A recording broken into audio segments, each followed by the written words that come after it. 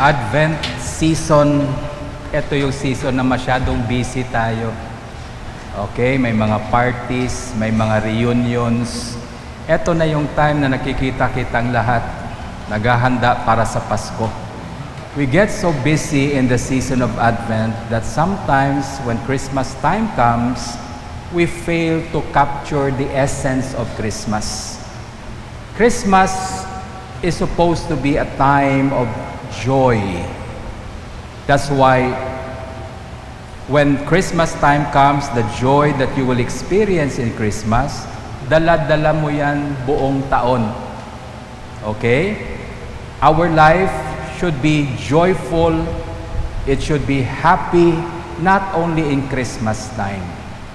Kaya, kung ready tayo, talagang handa ang puso at isip natin when Christmas time comes, that joy that the season brings to us, we will be able to bring that with us all throughout the year.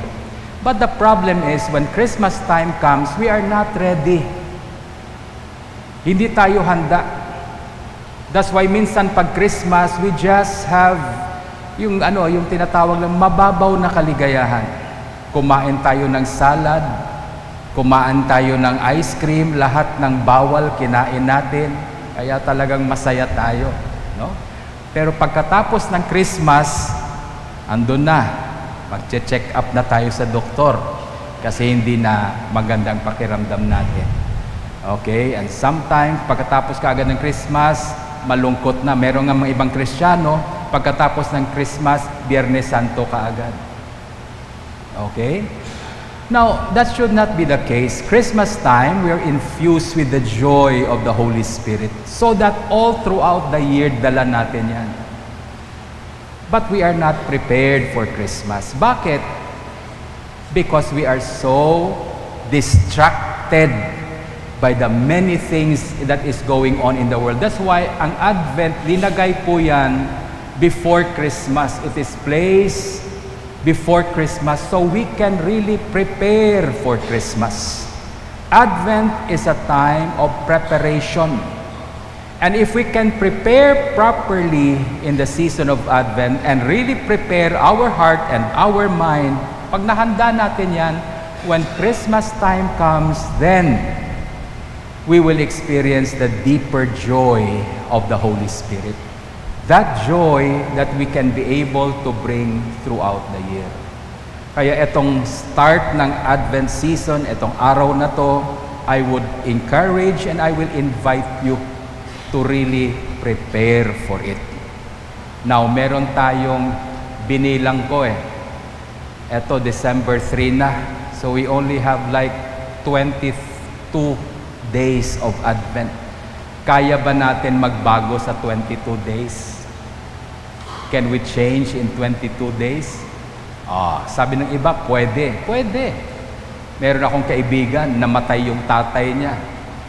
Kinabukasan, nung nilibing yung tatay niya, nagbago ang buhay niya. Okay? So we can change. So 22 days lang yung Advent, and in 22 days, we need to really prepare our hearts. Okay? So the first thing we need to prepare in our life is our attentiveness. Yan ang nawawala minsan sa Kristiyano. We get caught up with so many things in the world that we lose our ability to be attentive. Attentive to what? Attentive to the most important thing in life. Okay? Ano yung mga important things in life? Relationship, love, we lose our attention to the most important person in our life. Minsan, ang dami nating kaibigan. Kaya itong season of Advent na to, umpisa na yung party. Umpisa na yung mga reunion, nagkikita-kita na. We have so many friends that sometimes we fail to give attention to the most important friend we have. And that is Jesus. Okay? Kaya Advent is a time of preparation, preparing the heart. And how do we prepare our hearts? Okay? Etong sinasabi sa gospel natin, first thing that is said here, the Lord spoke in the gospel today. Sabi niya, take heed, watch, and pray. Okay? Take heed, or in some translation, be on your guard. Be on your guard, watch, and pray, for you do not know when the time is. Wisdom, hindi sinabi ng Panginoon kailan siya babalik. Bakit niya hindi sinabi?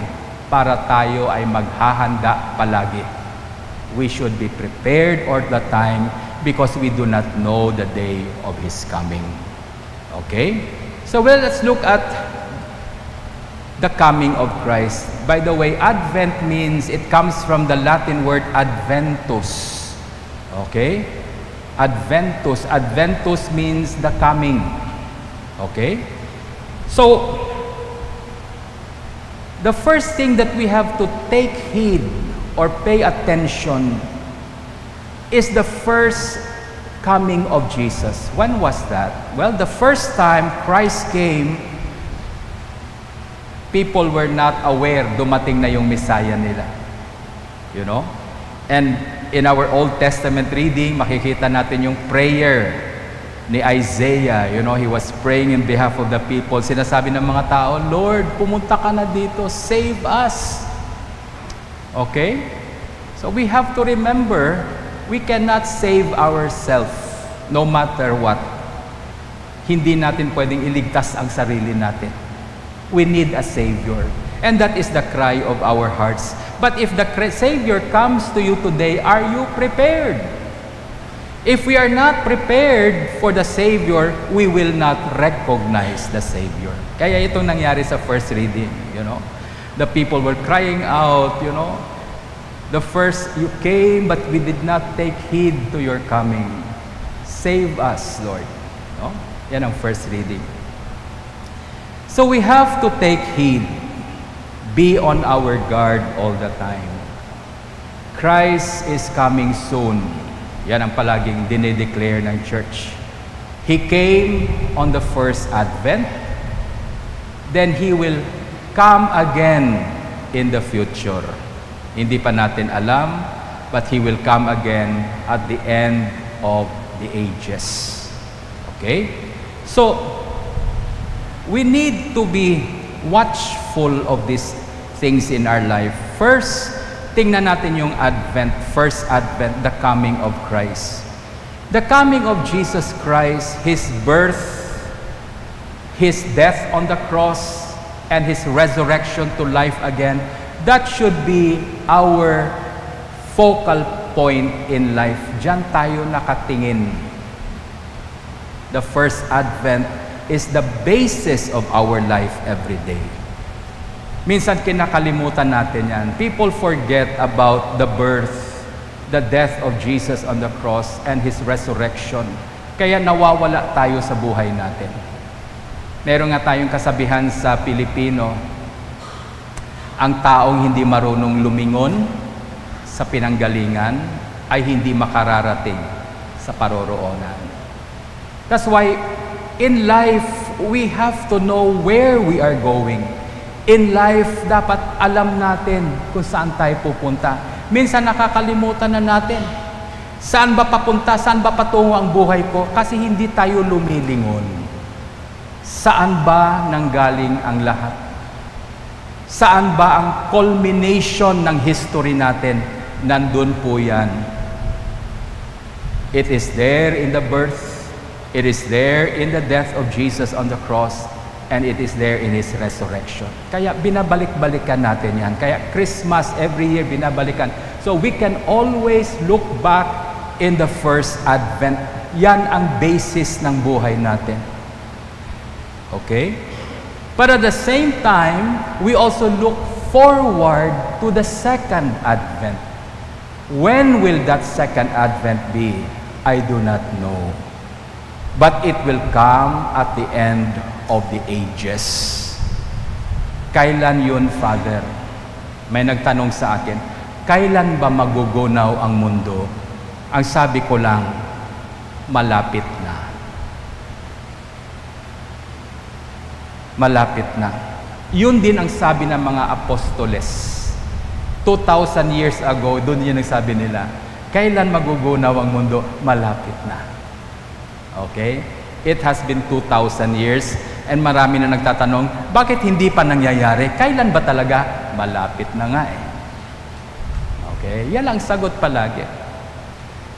I do not know when, but the scripture says He's coming soon. So anong sagot natin? Kailan? Kailan? Malapit na. Yun lang ang sagot. So the early Christians, they waited in their generation na dumating si Jesus. Naghantay sila. Kasi talagang naniniwala sila sa panahon nila, babalik si Jesus. They waited until namatay na lang yung mga apostles. When the apostles died and some of the early Christians died, iniisip nila, bakit hindi pa dumadating? Nag-isip sila, nag-isip. And finally, sabi nila, siguro darating ang Panginoon sa oras ng kamatayan. When the hour of death comes to you, the Lord will come to you. So sabi nila, di ba magugunaw yung mundo? Eh magugunaw talaga pag namatay ka, magugunaw yung mundo mo. Okay? And the Lord will come. Kaya may nagtanong na naman sa akin, eh di kailan tayo mamamatay, Father? Sabi ko, malapit na rin. Okay? Kailan? Hindi ko alam, pero malapit na rin yan. Why? Because life is short. Huwag mag-aksaya ng oras.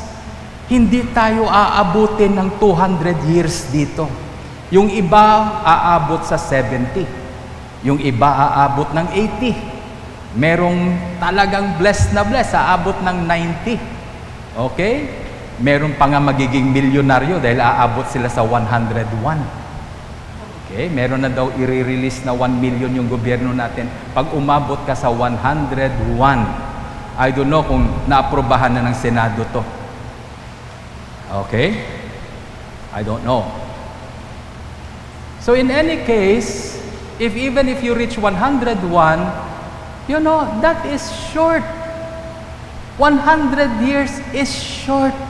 Maikli lang na oras yan. And that's why we need to prepare. Ang sinasabi na, prepare tayo sa second coming of Christ kasi malapit na. Now, He may come next 1,000 years. I do not know. Pwedeng 5,000 years ulit bago dumating si Lord. Pero sigurado ako, yung kamatayan, malapit na. Okay, it comes. When it comes, maraming Kristiyanong natatakot. They're so afraid of the hour of death when it comes to your life.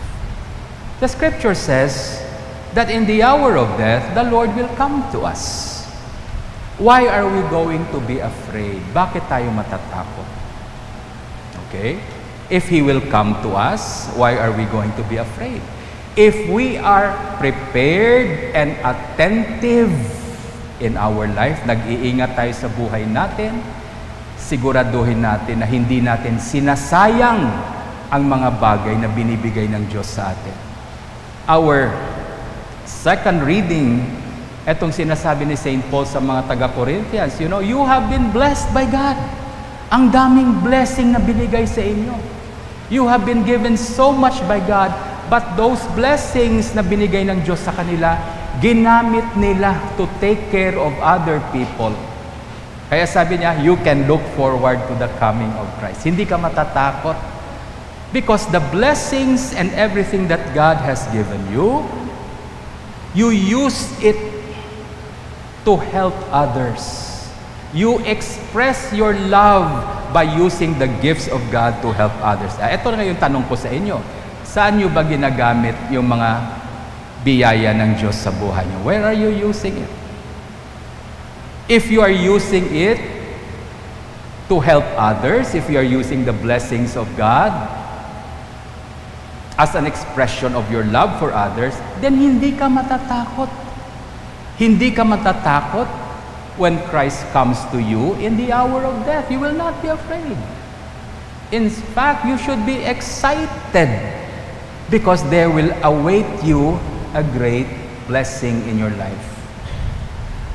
Kaya minsan natatakot tayo, bisitahin tayo ng Diyos, kasi minsan yung mga biyaya na binigay ng Diyos sa atin, winaldas po natin. Okay? We spent it and we did not invest them and use them to help other people. That's why we're afraid.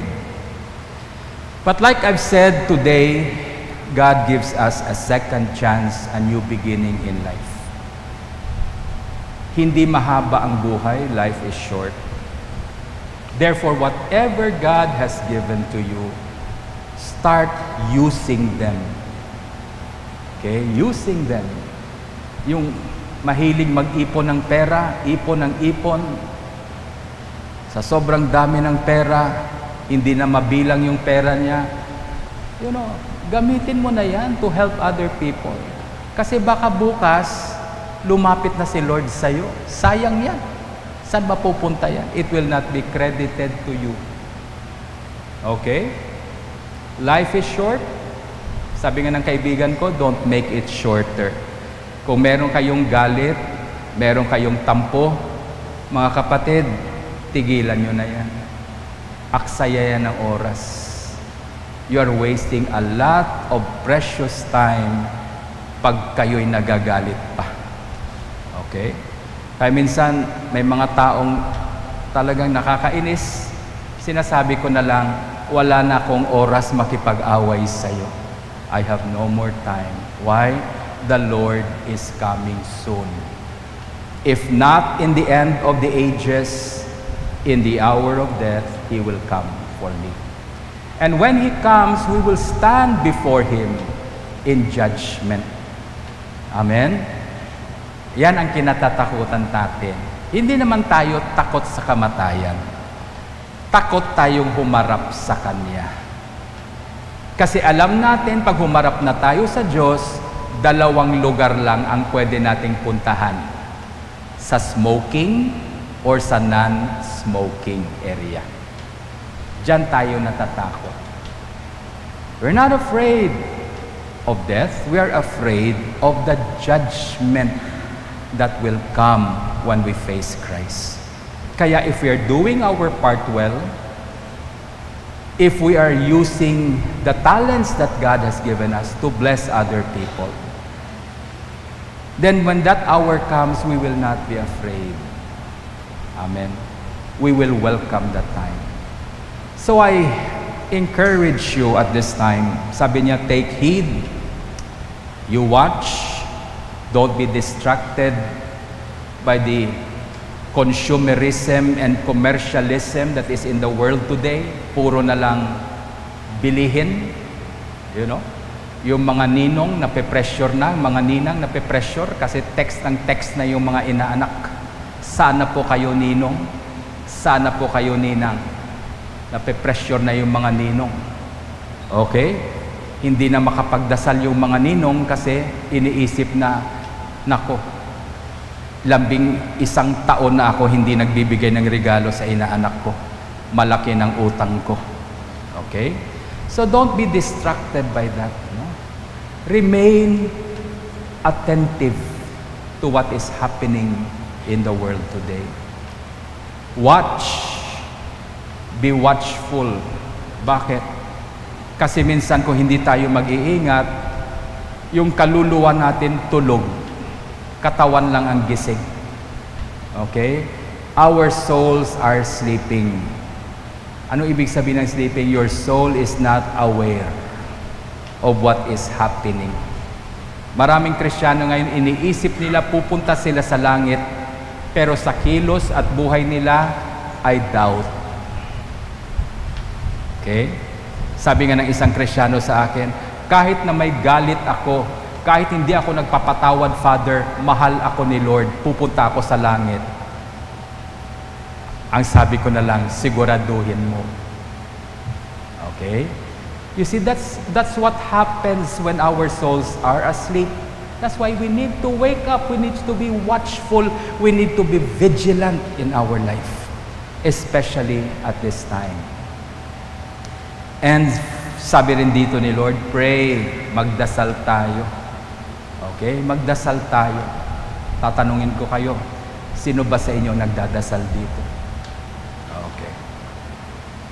Sino ba? Taas yung kamay, huwag kayong mahiya. Hindi nakakahiya magdasal. Okay? Nagdadasal tayo. Etong challenge, lahat ng tao marunong magdasal. No? Lahat ng tao marunong magdasal. Ang problema lang, yung dasal at pagdadasal ba natin ay nagbabago ng buhay natin. Now you watch. Observe your prayer life. In your prayer life, does it change your life? If your prayer life does not change anything at all in your life, then you are not praying at all. Baka nakikipag-chismisan ka lang kay Lord. Because true prayer that proceeds from your life will change your life. Prayer has a cleansing effect. If you spend time in the presence of the Lord, if you spend time in prayer, that presence you get, that presence you experience in prayer will change your life. Babaguhin ang buhay mo. Okay? And we need to be careful with that also. So can we change in 22 days? 22 days na lang Christmas, pwede pa ba tayo magbago? Ito na lang suggestion ko. Starting today, spend 22 minutes in prayer. Okay? Kasi 22 days na lang, Christmas na. And we need to change. Okay? We need to be renewed in our life. Magbago tayo. So 22 days, starting today, start with 22 minutes in prayer. Ito yung hingiin nyo kay Lord. Lord, baguhin mo ako. I want to be of use to you. I want to be a faithful servant to you. Change me, O God. 22 minutes in the presence of the Lord, in silence, and that is your prayer. Change me, O God. Amen? Hindi ako maniniwala na sa 22 days, araw-araw, 22 minutes, yan ang hinihingi mo kay Lord. Hindi ako naniniwala, hindi sagutin ng Panginoon. Okay? The Lord will answer that prayer. So, join with me in our celebration of this season. We celebrate this season by learning to be attentive to God. Okay? Opening our eyes, stop sleeping, avoid spiritual sleep, gumising na tayo, panahon na para magbago tayo.